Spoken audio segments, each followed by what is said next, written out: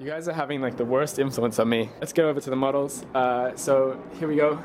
I've got some McFarlane, a cool McFarlane Dragon, currently without wings, but he's a badass, and he's about 25 bucks. God, they're great value. The sculpts are enormous, and when you compare them to, like, if we put a little guy there, there's a Space Marine.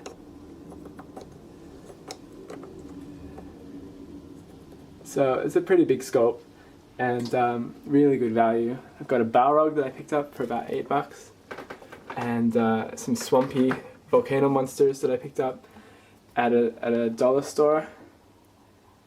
Was it a dollar store or was it a toy store? They were cool. They were $1 each. I thought they were funky sculpts. I think this is a Schneider Dragon. He's a nasty one. He looks like Smaug or something. So I was going to do a conversion on him, get rid of those like 4 eyes and make him a bit more Lord of the Rings like. But they have been sitting there for weeks, no, months really, since July when I went traveling and I bought them. And then I've got my Riders of Rohan, my Armies of Rohan, and my Wood Elves and Forest Elves. So what is it called? The Last Alliance. I've got my. These are all Lord of the Rings characters from the strategy game and from War of the Ring. These are my Riders of Rohan. I have a ridiculous number of Riders of Rohan. This is my Goblin Force, backed by a whole bunch of trolls. So these are the cave trolls from Lord of the Rings, and they're great models. I can't wait to get onto these guys. This is my Uruk-hai Force with my pikemen and my swordmen and all of that jazz. They're all great. Some of them have been stripped. The rest of them luckily came unpainted. But all the painted models you see here weren't painted by me yet, but they will be soon. Some of them are okay. These trolls are really nicely done. So I'll try and emulate that. Okay, and that's the other thing, is you can get painted models and learn from it. So that's cool. I really enjoy learning from what I see in magazines and sometimes in stores, and it's always something. I went a little bit overboard with my metal models here. These are the key characters and heroes and stuff like that. I've got a whole bunch of those. I'll do a review of these guys later on, I guess. I guess we better move on. What do we got down here? Harad, Warriors of Harad. And,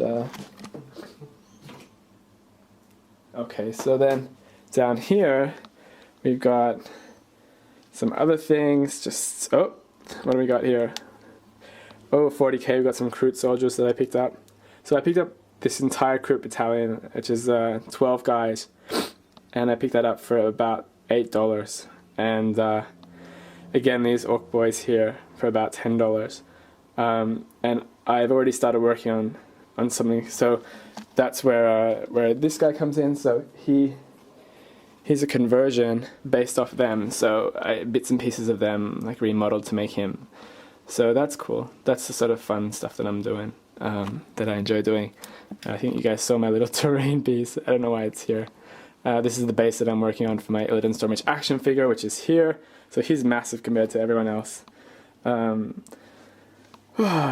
I'm flagging a little bit. This has been 20 minutes of uninterrupted talking, and hopefully you're still with me. But this is my Illidan Stormwitch action figure. Let's see if we can get some light on him, because I just spent some time on him the other day.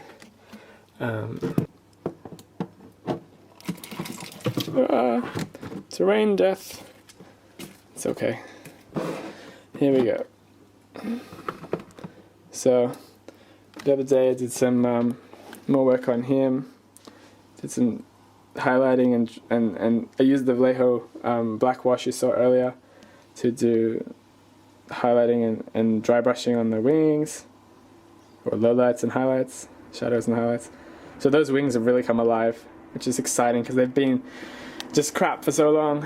And I did, what else? I fixed up, I broke his finger. I keep breaking his fingers. I did some source lighting, so his eyes are glowing. You can see on the tip of his horn there. Hopefully you can. A little bit of source lighting.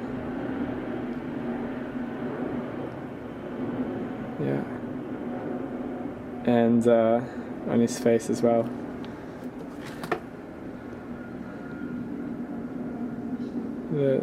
Just really simple dry brushing, source lighting. It's not real source lighting, is it? But it's fun nonetheless. So, and what did I do here? Some washing and highlighting on the wing. So he's coming along, and I went through and I completely redid his stomach muscles and his skin and highlighted up. And now we'll be doing the final highlights because it's quite dark, and then I'll be doing a dull coat because obviously he looks very shiny. So that's Illidan coming along there. Now he's got no wing. Oh yeah, so this is the last part, I guess.